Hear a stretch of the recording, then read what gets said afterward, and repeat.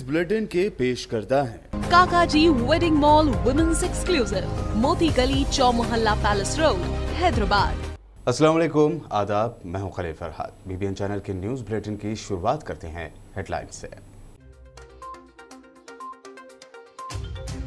18 साल से कम उम्र के बच्चों के लिए हैदराबाद की भारत बायोटेक की कोवैक्सीन को मिली एक्सपर्ट कमेटी की मंजूरी। वैक्सीन के हर डोज के बीच में होगा 20 दिन का वक्फा।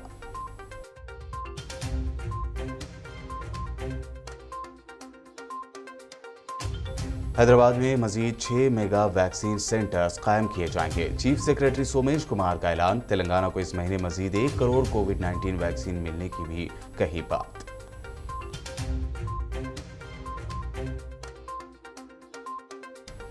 तेलंगाना में इंटर फर्स्ट ईयर का 25 अक्टूबर से होगा आगाज। 3 नवंबर तक जारी रहेंगे एग्जाम्स। तेलंगाना इंटरमीडिएट बोर्ड के सेक्रेटरी सैयद उमर जलील का बयान।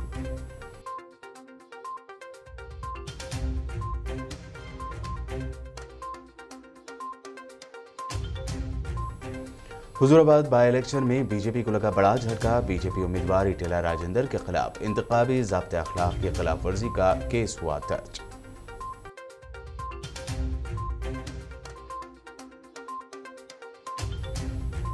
तेलंगाना के जिला जगतियाल के मेटपल्ली में निजामाबाद और निर्मल से आए किसानों का बड़ा धरना। मोतियापेट में वाक़ निजाम डेक्कन शुगर लिमिटेड को दोबारा खोलने का किया पुरजोर मुतालबा।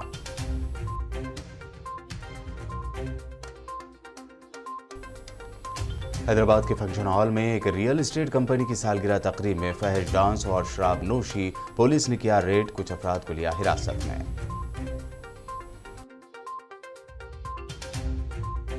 अब बच्चों के लिए भी इमरजेंसी यूज के लिए वैक्सीन आ गई है। कोरोना के एक्सपर्ट्स की कमेटी ने आज 2 साल तक 18 साल के बच्चों के लिए इमरजेंसी हालत में भारत बायोटेक की जानिब से तैयार की गई वैक्सीन कोवैक्सीन को मंजूरी दे दी है।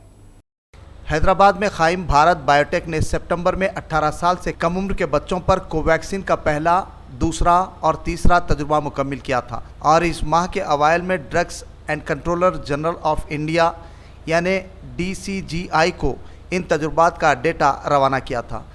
तफसीली गौर-व-खोज के बाद DCGI ने 2 से 18 साल की उम्र के हामिल बच्चों के लिए कोवैक्सीन की मार्केटिंग और इस्तेमाल की सिफारिश की है। भारत में तैयार करदा कोवैक्सीन 2 डोज में दी जाएगी। पहले और दूसरे मरहले के दरमियान 20 दिन का फ़र्क होगा।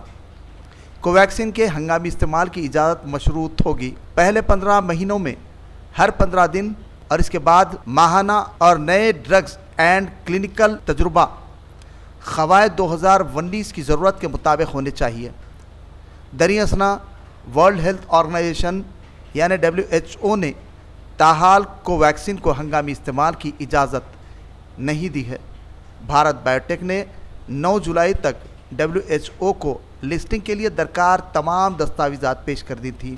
WHO के जायज़ा लेने का अमल जो 6 हफ्तों के करीब का होता है और जुलाई के आखिर तक शुरू हो चुका है। चीफ सेक्रेटरी तेलंगाना सोमेश कुमार ने आज कहा है कि रियासत को इस महीने मजीद 1 करोड़ कोविड-19 वैक्सीन फराहम किए जाएंगे। हैदराबाद में आज कागजगुड़ा स्पोर्ट्स कॉम्प्लेक्स में मेगा वैक्सीन सेंटर का इनॉग्रेशन करते हुए उन्होंने कहा कि जल्द ही हैदराबाद में मजीद 6 मेगा वैक्सीन सेंटर्स कायम किए जाएंगे। ये वैक्सीनेशन सेंटर्स सुबह 7 बजे से रात 11 बजे के दरमियान काम करेंगे, जिसमें कोविशील्ड के अलावा कोवैक्सीन भी दिया जाएगा। उन्होंने कहा कि रियासत में 100% टीका अंदाजी को यकीनी बनाया जा रहा है। रोजाना तकरीबन 3 से 4 लाख डोसेज दिए जा रहे हैं। उन्होंने ये भी कहा कि इस महीने के आखिर तक 100% टीका अंदाजी को यकीनी बनाया जाएगा। तेलंगाना के इंटर फर्स्ट ईयर के एग्ज़ाम्स होना तय है। आज तेलंगाना इंटरमीडिएट बोर्ड के सेक्रेटरी सैयद उमर जलील ने मीडिया से बात करते हुए इंटरमीडिएट फर्स्ट ईयर के एग्ज़ाम्स के बारे में जानकारी दी। उन्होंने कहा कि हुकूमत तेलंगाना से इजाज़त हासिल करने के बाद बोर्ड ऑफ इंटरमीडिएट ने यह फैसला लिया है कि 25 अक्टूबर से इंटर फर्स्ट ईयर के एग्ज़ाम्स लिए जाएंगे। ये एग्ज़ाम्स 3 नवंबर तक जारी रहेंगे। इससे पहले जब हमको मार्च के महीने में इम्तिहान करवाने थे इंटरमीडिएट फर्स्ट ईयर और सेकेंड ईयर के, तो कोविड की वजह से लॉकडाउन था, इस वजह से इम्तिहान नहीं हो पाए थे। तो तब हमने सेकेंड ईयर के बच्चों को पास कर दिया था और ये कहा था कि फ़र्स्ट ईयर के बच्चों को भी प्रमोट किया जा रहा है, लेकिन इनका इम्तिहान बाद में लिया जाएगा। चूँकि ये बच्चे 10वीं में भी और इंटर फर्स्ट ईयर में भी बगैर एग्ज़ाम के पास हुए हैं, इनके लिए एग्ज़ाम करना बहुत ज़रूरी है, क्योंकि आइंदा साल भी अगर किसी वजह से कुछ नहीं हो पाया तो इनका कोई बेसिक रिकॉर्ड ही नहीं होगा। इस वजह से हुकूमत की इजाज़त से बोर्ड ऑफ इंटरमीडिएट ने ऐलान किया है 25 अक्टूबर से 3 नवंबर तक ये इम्तिहान होंगे, इंटरमीडिएट फर्स्ट ईयर के होंगे। तो तमाम जो बच्चे ऑलरेडी फ़ीस अदा कर चुके थे उनके लिए ये इम्तिहान होगा, और उनकी सहूलत के लिए हुकूमत की जानिब से ये किया गया है कि सिर्फ 70% के सिलेबस पर ये इम्तिहान लिया जाएगा, और एग्ज़ामिनेशन पेपर भी 70% पे ही बनाया गया है, और इम्तिहान के पेपर में इनको ज़्यादा चॉइस दी गई है ताकि इनको आसानी हो। और इसके अलावा हमारी तरफ से आज हुकूमत की जानिब से बोर्ड ऑफ इंटरमीडिएट ने बेसिक लर्निंग मटेरियल तैयार किया है, 6 या 7 सब्जेक्ट का है, वो अभी हम रिलीज़ कर रहे हैं। इसके अलावा 1-2-3 और सब्जेक्ट है, उसका भी हम 1-2 दिन में वो रिलीज़ कर देंगे। बच्चे ये पढ़कर आराम से इम्तिहान लिख सकते हैं। ये हमारी वेबसाइट tsbii.cgg.gov.in पे अवेलेबल होगा। तमाम बच्चे इसको फ्रीली देख सकते हैं, पढ़ सकते हैं, जितने बार चाहें पढ़ सकते हैं। इसको इम्तिहान की तैयारी में इनके लिए मदद होगी। रियासत तेलंगाना हुजूराबाद के बीजेपी उम्मीदवार और साबिक वजीर ई राजेंद्र के खिलाफ मुकदमा दर्ज किया गया है। पुलिस ने उनके खिलाफ इंतखाबी ज़ाब्ते अखलाक की खिलाफ वर्जी का मुकदमा दर्ज किया है। पुलिस ने बताया कि ये मामला फ्लाइंग स्क्वाड की जानिब से दर्ज की गई एक शिकायत के बाद दर्ज किया गया है। उन्होंने इंतखाबी जलसे में कोविड कवानीन की खिलाफ वर्जी की है। वाज़ेह रहे कि हुजूराबाद में बाय इलेक्शन होने वाले हैं। यहाँ बीजेपी और टीआरएस के दरमियान कड़ी टक्कर का दावा किया जा रहा है। दोनों ही जानिब से इलेक्शन के पेश नज़र एक दूसरे पर कड़ी तनकीदें और इल्ज़ामात लगाते नजर आ रहे हैं। तेलंगाना के ज़िला जगतियाल के मेटपल्ली में हज़ारों किसानों ने मुत्तिया पेट में वाक़े निज़ाम डेक्कन शुगर लिमिटेड को दोबारा खोलने की मांग करते हुए हुकूमत के खिलाफ धरना दिया है। ये किसान जगतियाल, निज़ामाबाद और निर्मल से मेटपल्ली के धरने में शामिल हुए। इस धरने के मौके पर किसानों ने जमकर नारेबाजी भी की। मीडिया से बात करते हुए एहतजाजी किसानों ने अपने मसाइल और मांगों से वाकिफ करवाया।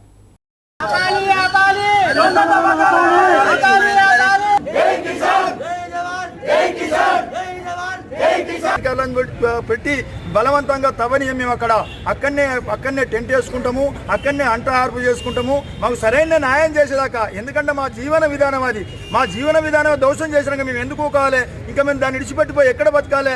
ఇలా బెంగళూరు వేనోడు కూడా ఎక్కడెక్కడ వేనోళ్ళు కూడా ఈ కరోనాలో వచ్చి కూడా ఒక గుంట భూమి 10 గుంటల భూమి ఉంటే కూడా దాని మీద బతుకుతున్నారు. ఈ సందర్భంగా ప్రభుత్వం గమనించవలసింది ఏంటంటే రైతులకు అన్యాయం చేస్తే మాత్రం బాగుండదని మేము చెప్తున్నాం మా రైతు సంఘం నుంచి.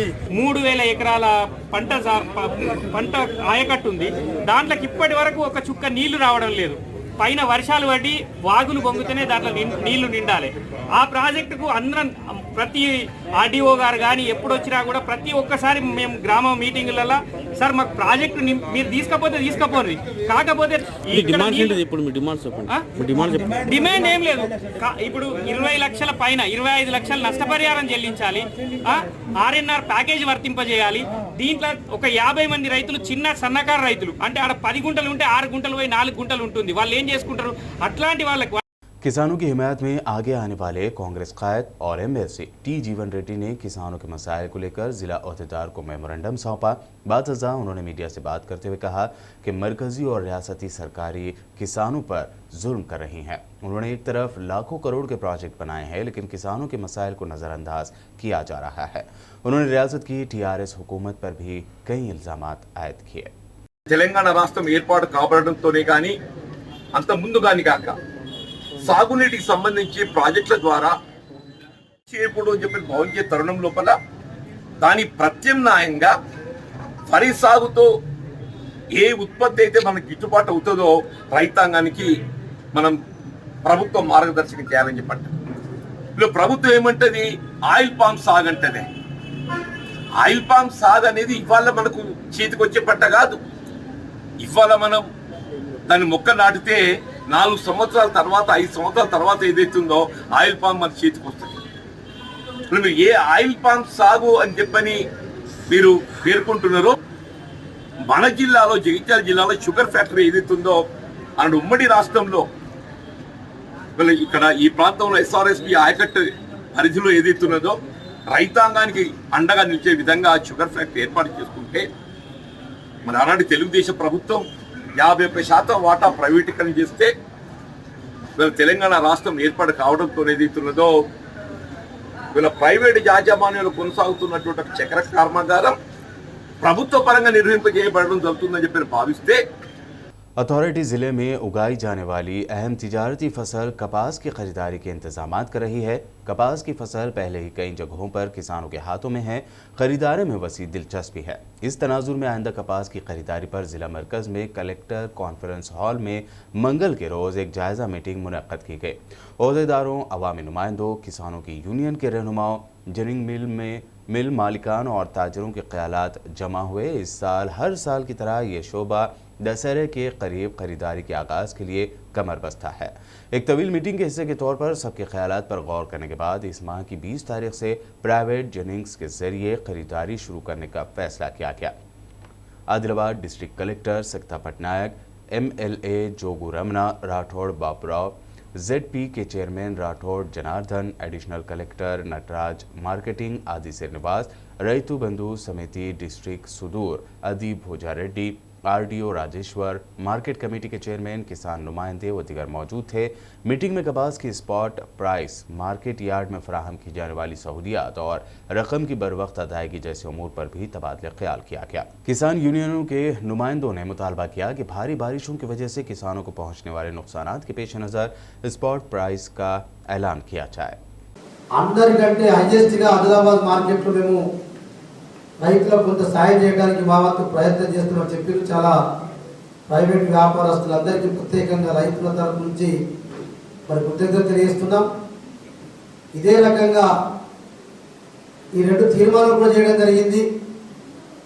రాబోయే రోజుల్లో ఇటు CCI కానీ, కాటన్ కార్పొరేషన్ ఆఫ్ ఇండియా కానీ, మార్కెట్ కానీ మరి తప్పకుండా కమర్షియల్ ఆపరేషన్లో వాళ్ళు కూడా పోటీలో ఉండాలని చెప్పి ఈ సభ కూడా ఏకగ్రీవంగా తీర్మానం చేసి రాష్ట్ర ప్రభుత్వానికి, రాష్ట్ర ప్రభుత్వం నుంచి కేంద్ర ప్రభుత్వానికి కూడా పంపాలని చెప్పి ఇక్కడ రెండు తీర్మానాలు కూడా చేయడం జరిగింది। ఏమంటే మనం అందరూ రైతుల కోసం పనిచేయాలా, correct rate, correct facilities and proper అంటే రెమ్యునరేషన్ కోసం మనం అందరూ కలిసి పనిచేయాలా। అది that is the basis of it all. అందుకే జిల్లా అడ్మినిస్ట్రేషన్, మన ఆనరబుల్ MLAs, ఆల్ లీడర్స్ అందరూ ఈ రోజు ఇక్కడ ఉన్నాము। సో దట్ మనం అందరూ కోఆర్డినేషన్ తో అండ్ డిస్కషన్ తో ఫుల్ సీజన్ లో పని చేస్తేనే they will be able to get the best.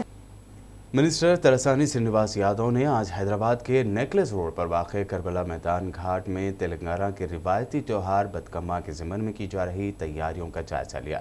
मुख्तलिफ डिपार्टमेंट के अहदेदारों के हमरा किए गए इंस्पेक्शन के दौरान उन्होंने यहाँ बतकम्मा त्यौहार मनाने के लिए किए जा रहे इंतजामात को इत्मीनान बख्श करार दिया। उन्होंने कहा कि TRS हुकूमत नेचर लविंग बतकम्मा फेस्टिवल के लिए भरपूर इंतजामात कर रही है ताकि ख़वातीन पूरे जोश व खरोश के साथ ये त्यौहार मना पाएँ। मिनिस्टर तलसानी ने कहा कि बतकम्मा त्यौहार के मौके पर लॉ एंड ऑर्डर समेत ट्रैफिक का निज़ाम मुतासिर न हो, इसके लिए ट्रैफिक डाइवर्शन के अहकामात भी जारी किए गए हैं। बता दें कि फूलों के त्यौहार बतकम्मा को तेलंगाना भर में जोश व खरोश से मनाया जाता है। ये त्यौहार तेलंगाना की सकाफती तहजीब का अटूट हिस्सा रहा है। मुत्तहदा आंध्र प्रदेश की तकसीम के ज़रिए तेलंगाना को रियासत का दर्जा दिए जाने के बाद से इसको सरकारी सतह पर हर साल काफ़ी धूमधाम के साथ मनाया जाता है। तेलंगाना भर में बतकम्मा त्यौहार जोश व खरोश से मनाया जा रहा है। तेलंगाना के ज़िला विकाराबाद के कोड़ंगल मंडल में कारगिल कॉलोनी के रिहायशियों ने भी बतकम्मा त्यौहार बड़ी धूमधाम से मनाया। कॉलोनी की ख़वातीन ने बतकम्मा के मौके पर रिवायती डांस भी किया।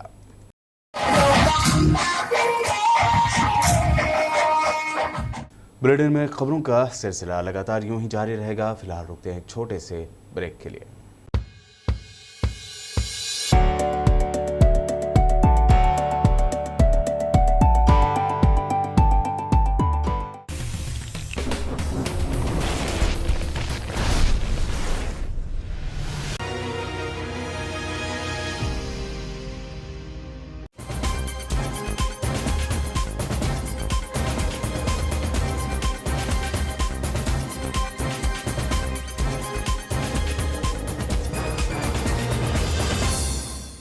ब्रेक के बाद आइए अब देखते हैं मज़ीद अहम खबरें।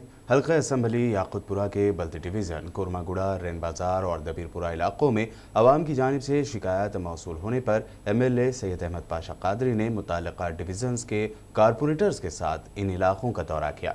इस दौरे के दौरान MLA पाशा कादरी ने आवाम की शिकायत सुनी। बादजा ड्रेनेज, वाटर वर्क्स और इलेक्ट्रिसिटी के मसाइल के हल के लिए इन डिपार्टमेंट्स के अहदेदारों को इत्तला दी गई। इस दरमियान MLA पाशा कादरी ने मुगलपुरा डिवीज़न में भी आवाम की जानिब से ख़राब रोड की शिकायत मिलने पर उन्होंने मुताल्लिका हल्के के कारपोरेटर्स के हमरा दौरा किया और आवाम के मसाइल से वाक़फियत हासिल की। बादंजा मीडिया से बात करते हुए सैयद अहमद पाशा कादरी ने अपने दौरों की तफसील बताई। कैसा जाने पहले सर ये लाइन डबल है, आधी लाइन इधर आ गई, आधी लाइन उधर है। ये पुरानी बहुत पुरानी है साहब, अपन को नहीं देखे 8 इंच की लाइन बता रहे तो बस ज्यादा 6 घरों का आता पानी चल। और ये घर वालों में खाली ये लेडीज असेंबली हल्के के बल्दी डिवीजन कुरमागुड़ा, रैन बाजार, दबीरपुरा इन इलाकों में कुछ शिकायतें थी। नकीब मिल्लत बैरिस्टर असदुद्दीन साहब सदर मजलिस पार्लियामेंट की हिदायत पर ड्रेनेज के बल्दिया के ऑफिसरों के साथ एरिया कारपोरेटर, नुमाइंदा कारपोरेटर शफाज साहब, मुजफ्फर हुसैन साहब कारपोरेटर और हमारे वासिर साहब कारपोरेटर, अलमदार बालाजी साहब, इन तमाम के साथ दौरा किया गया। और सबसे पहले दारबजंग कॉलोनी में एक ड्रेनेज का मसला था जो हमेशा ओवरफ्लो होता वहाँ पे। वो पानी बहते हुए मिलाद रोड तक आता, सालार मुल्क मस्जिद के पास से होते। बहरहाल नकीब मिल्लत असदुद्दीन साहब को कोई इत्तला करे और उसके बाद इससे पहले भी जाके मैंने देखा था, लेकिन उसका मुस्तकिल हल अब निकला। वहाँ एक पतली गली है, उसमें से एक सीवर लाइन डालना है। वो डाल देने के बाद और 2-4 मेन होल बनाने के हैं, उसके बाद ये शिकायत खत्म हो जाएगी। फिर वहाँ से रैन बाजार बल्दी डिवीजन के इलाके SRT कॉलोनी में आए। वहाँ पर रैन बाजार सुपर बाजार के पीछे के हिस्से में वहाँ पर ड्रेनेज का प्रॉब्लम था। उसको GM साहब बताए कि एक नई लाइन डाल के नाले में उसका कनेक्शन दे देंगे, तो वहाँ थोड़े दिन को जो ओवरफ्लो हो रहा है उसका मसला खत्म हो जाएगा। वहाँ से गुंडाला बोली मैं यहाँ पे तकरीबन 1 महीने से पानी की तकलीफ है लोगों को। ये याकुतपुरा असेंबली हल्के के बल्दी डिवीजन मुगलपुरा इलाके में जहांगीर नगर के अंदर मस्जिद इब्राहिमिया मोहम्मदिया के पास उसके अतराफकना में दौरा किया गया। यहाँ के कुछ मसाइल थे। नकीब मिल्लत साहब सदर मजलिस पार्लियामेंट की हिदायत पर वो बाजार की एंट्री के लिए मुकामी अफराद से बात की गई। थोड़े दिन पहले भी यहाँ पे दौरा करके एक नई ड्रेनेज लाइन की मंजूरी के लिए लिखे थे और उसी वक्त बताए थे कि कम अज़ कम हफ्ते में 2 दिन ये पूरी लाइन फुल थ्रो करना, तब कहीं जाके नई लाइन का काम होगा। तो आज भी वो काम का आगाज़ करें और काम गाड़ी लगी हुई है, काम हो रहा है और थोड़े मेंटेनेंस के काम है। बाजू एक रोड पड़ रही है, उसका मुआयना किए। बेचारा वक्तन यहाँ के मसाइल पर आवाम को तवज्जो दिलाती, आगे दौरा करके ऑफिसरों को तवज्जो दिला के जल्द से जल्द काम कराने की कोशिश कर रहे हैं। अब बारिश का सीजन तकरीबन ख़त्म पे है। मजलिस इत्तेहादुल मुस्लिमीन की तरफ से याकुतपुरे में तकरीबन 6.5 करोड़ रुपए के रोड़ा मंजूर है। इंशाल्लाह वो रोडों का करीब काम शुरू होगा, जिससे लोगों को सहूलत पैदा होगी। शुक्रिया। रैन बाजार कारपोरेटर मोहम्मद वासिउद्दीन और MIM के सीनियर वर्कर्स ने इलाके में साफ सफाई के कामों को अंजाम दिया। रैन बाजार डिवीज़न में साफ सफाई के कामों के अलावा याकुतपुरा स्टेशन से बड़ा बाजार सर्कल तक BT वर्क्स के कामों को भी 1 या 2 दिनों में मुकम्मल करने की यकीन दहानी कराई गई। इस मौके पर कारपोरेटर वासिउद्दीन के हमरा एरिया सदर, एक्टिव वर्कर्स व दीगर मौजूद थे। महाराष्ट्र के शहर अकोला में मजलिस इत्तेहादुल मुस्लिमीन ने दावा किया कि RTO में करप्शन अपने उरूज पर पहुंच चुका है। इसी ज़िमन में अकोला MIM की जानिब से RTO ऑफिस के रूबरू बीन बजाओ आंदोलन करते हुए RTO में हो रहे करप्शन को ख़त्म करने और करप्ट ऑफिसर्स के खिलाफ कार्रवाई करने की पुरजोर मांग की गई। अकोला MIM लीडर्स आसिफ अहमद खान और जावेद खान पठान की क़यादत में किए गए इस बीन बजाओ आंदोलन में MIM के सरगर्म कारकुनान मौजूद थे। बादशाह मीडिया से बात करते हुए जावेद खान पठान ने मजीद जानकारी दी। लूट बंद करो, बंद करो, बंद करो। जनता की लूट बंद करो, बंद करो, बंद करो। भ्रष्टाचार बंद करो, बंद करो, बंद करो। जनता की ITO कार्यालय मुर्दाबाद, मुर्दाबाद, मुर्दाबाद। ITO कार्यालय मुर्दाबाद।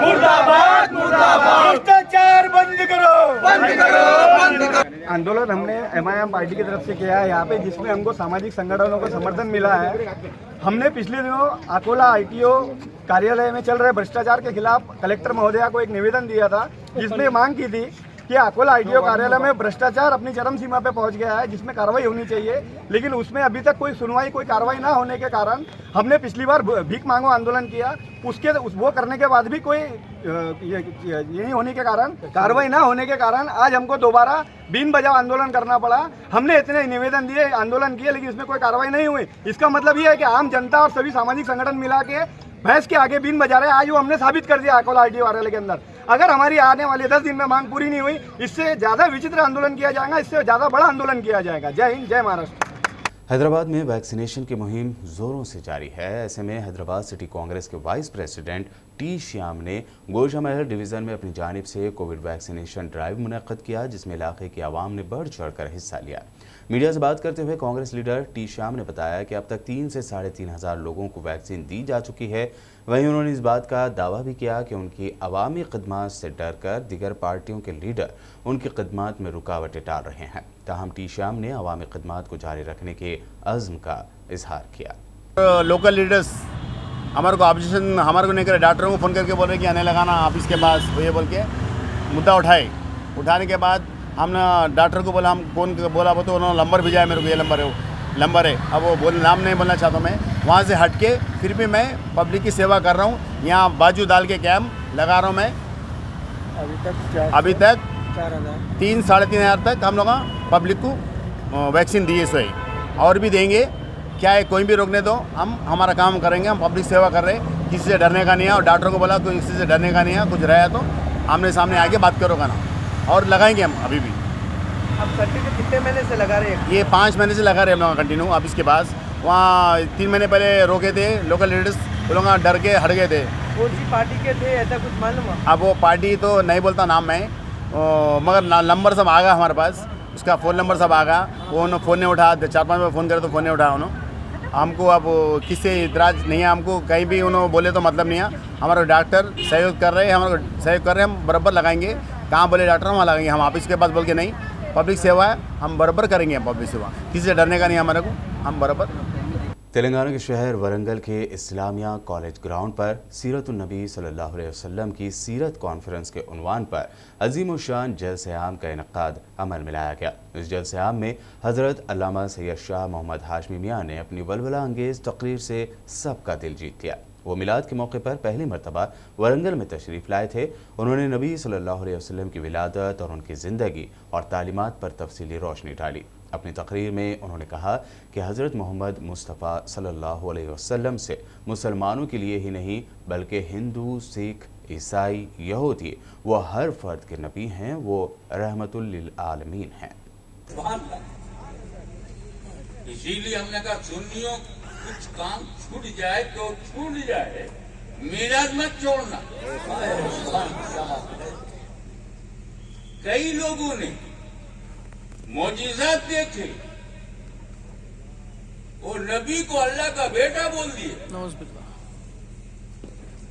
इब्नुल्लाह कह दिया, क्योंकि दुनिया जानती है चमत्कार को नमस्कार, क्योंकि वो मिलाद नहीं करते थे। मिलाद ये बताता है कि तेरा नबी पैदा हुआ है, तो जो पैदा हो वो खुदा नहीं होता, जो खुदा है वो पैदा नहीं होता। इसीलिए जितने पैदा हुए हम किसी को खुदा नहीं मानते। पैदा होता है, मैं पैदा हुआ तो मेरा जन्म स्थान भी है, मेरी जन्मभूमि। तो ये जब तक मैं जन्मभूमि को याद करूंगा खुदा नहीं मानूंगा। खुदा है तो पैदा होना गलत, पैदा मानते हो तो खुदा होना गलत। तो जब तक तुम नबी को पैदा हुए कहते रहोगे, उन्हें खुदा नहीं समझोगे, क्योंकि अल्लाह लम यलिद वलम यूलद, इनकी है बेलादात, तो इस मीला के मुस्तफा ने हमें चीख से बचा लिया। Mandal legal services committee Zaheerabad की जानिब से pan India awareness outreach programme Durga Prasad civil जज की सदारत में सरकार फंक्शन हॉल में मुनक्कद किया गया। दुर्गा प्रसाद सिविल जज ने ऑटो ड्राइवर्स को कानूनी रोड सेफ्टी हिफाजती इक़दामात पर अमल करने के लिए हिदायत दी। उन्होंने कहा कि खुद को मुश्किल में ना डालें और दूसरों के लिए भी मुश्किल खड़ी ना करें। जहीराबाद आरटीओ अश्विंत कुमार ने कहा कि तमाम ऑटो ड्राइवर्स के लिए एक टॉप नंबर महकमा पुलिस की जानिब से दिया जाएगा, जिस पर ऑटो के मालिक और ड्राइवर का नाम दर्ज होगा। अगले 2 माह में आपके ऑटो के कागजात, ड्राइविंग लाइसेंस, आधार कार्ड के साथ रुजू होने का उन्होंने बात कही। इस मौके पर sub inspector of police Zaheerabad town के श्रीकांत के अलावा ऑटो ड्राइवर्स की कसीर तादाद मौजूद थी। తర్వాత చట్టాలపై తర్వాత రోడ్ బిహేవియర్, రోడ్ పైన ఎలా మనము ప్రవర్తించాలి, రోడ్ యూజర్ బిహేవియర్, డ్రైవింగ్ చేసేటప్పుడు ఎలాంటి జాగ్రత్తలు తీసుకోవాలి, ఇతరులను ఇబ్బంది పెట్టకుండా మనం ఇబ్బందిలో పడకుండా ఏ విధంగా మనము మన వృత్తిని చేసుకోవాలి, ఈ విషయాలపై అవగాహన కల్పించడానికి న్యాయమూర్తి గారు ఇక్కడికి రావడం జరిగింది। ఇక్కడికి వచ్చిన ఆటో మిత్రులందరూ కూడా పెద్ద ఎత్తున పాల్గొని పార్టిసిపేట్ చేశారు। District SP Adilabad M Rajesh Chander ने वन टाउन पुलिस स्टेशन में प्रेस कॉन्फ्रेंस करते हुए बताया कि 8 लाख रुपए मालियत के सिगरेट के कॉटन और पान मसाला चोरी करने वाले अहम मुलजिम को गिरफ्तार किया गया है। उन्होंने बताया कि गुज़िश्ता साल 8 अक्टूबर को 5 मुलजिमान वन टाउन पुलिस स्टेशन के हुदूद में बी रामुलू कॉम्प्लेक्स में IA ट्रेडर्स होलसेल शॉप की शटर के ताले तोड़कर 8 लाख रुपए मालियत के सिगरेट और पान मसाला कार्टन की चोरी की गई थी। वन टाउन पुलिस में इस सिलसिले में मुकदमा दर्ज किया गया था। इस सिलसिले में पुलिस ने पहले ही 3 चोरों को गिरफ्तार किया था, ताहम चौथा अहम मुलजिम 34 साल कमलेश तिवारी की गिरफ्तारी अमल में आई है। पुलिस ने मीडिया से बात करते हुए इस केस की मजीद जानकारी दी, तो वहीं उन्होंने शहर के तमाम मरकजी चौकों पर कायम दुकान मालिकान को मशवरा दिया कि वो शॉपिंग कॉम्प्लेक्स में CCTV कैमरे लगाएं। उन्होंने कहा कि मुजरिम CCTV कैमरों को देखेंगे और पीछे हट जाएंगे। మన టౌన్ లిమిట్స్లో IA traders wholesale cigarette and paan masala షాప్లో జరిగిన థెఫ్ట్ కేసులో ఇన్వాల్వ్ అయినట్టుగా మనకు తెలియడం జరిగింది। దీనికి సంబంధించి ఈ కేసు సంబంధించి లాస్ట్ ఇయర్ 3 వ్యక్తుల్ని అరెస్ట్ చేయడం జరిగింది। అండ్ ప్రాపర్టీ కూడా 8 లక్షల ప్రాపర్టీని కూడా కంప్లీట్గా రికవరీ 100% రికవరీ చేయడం జరిగింది। ఆ క్రైమ్లో యూజ్ చేసిన వెహికల్ అండ్ ఈ పర్టికులర్ పర్సన్ A4గా సైడ్ చేయబడింది। ఈ పర్సన్ మహారాష్ట్ర చెందిన అతను, ఇతను గత ఏడాది నుంచి ఫరారీలో ఉండి ఫోన్ నెంబర్స్ అన్నీ మార్చి కూడా ఫరారీలో అబ్స్కాండింగ్లో ఉన్నాడు। అతన్ని ఇవాళ CCTV ఫుటేజ్ ద్వారా అతని వెహికల్ నెంబర్ని ఐడెంటిఫై చేయడం జరిగింది। దాన్ని అప్రహెండ్ చేసి ఆ పర్సన్ని కూడా అరెస్ట్ చేయడం జరిగింది। हैदराबाद के इलाके बंदलागुड़ा नागोल के एक फंक्शन हॉल में कोविड रूल्स की धज्जियां उड़ाते हुए एक रियल एस्टेट कंपनी की 5वीं सालगिरह तकरीब मनाई जा रही थी। इस तकरीब में न सिर्फ शराब का बड़े पैमाने पर इस्तेमाल किया जा रहा था, वहीं लड़कियों का फहश और गैर अखलाकी डांस का प्रोग्राम भी ऑर्गेनाइज किया गया था। पुलिस को इत्तला मिलने पर इस फंक्शन हॉल पर पुलिस ने रेड किया और कुछ अफराद को हिरासत में ले लिया गया।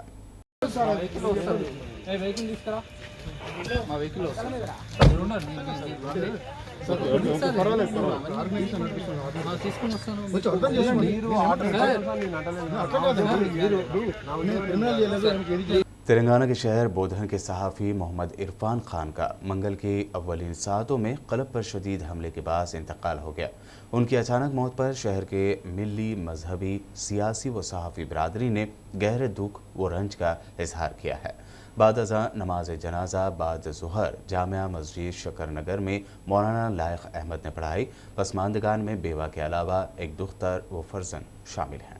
और अब आखिर में हेडलाइंस पर एक और नज़र। 18 साल से कम उम्र के बच्चों के लिए हैदराबाद की भारत बायोटेक की कोवैक्सीन को मिली एक्सपर्ट कमेटी की मंजूरी। वैक्सीन के हर डोज के बीच में होगा 20 दिन का वक्फा।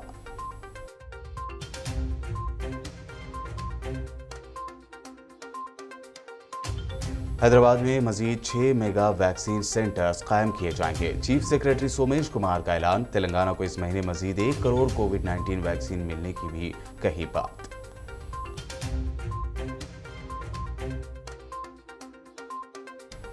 तेलंगाना में इंटर फर्स्ट ईयर का 25 अक्टूबर से होगा आगाज, 3 नवंबर तक जारी रहेंगे एग्जाम्स। तेलंगाना इंटरमीडिएट बोर्ड के सेक्रेटरी सैयद उमर जलील का बयान।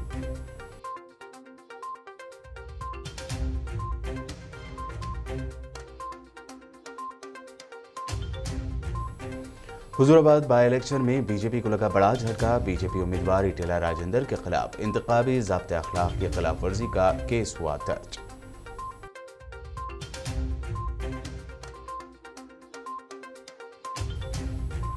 तेलंगाना के जिला जगतियाल के मेटपल्ली में निजामाबाद और निर्मल से आए किसानों का बड़ा धरना। मुतियापेट में वाक़े निजाम डेक्कन शुगर लिमिटेड को दोबारा खोलने का किया पुरजोर मुतालबा।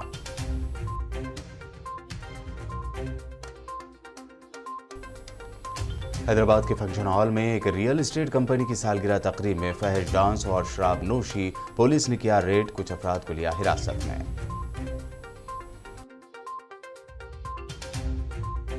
बीबीएन न्यूज़ में ये थी अब तक की अहम खबरें। यूट्यूब पर हमारे चैनल को सब्सक्राइब और फेसबुक पर लाइक ज़रूर करें। मज़ीद अपडेट्स के लिए बने रहिए हमारे साथ और देखते रहिए बीबीएन चैनल।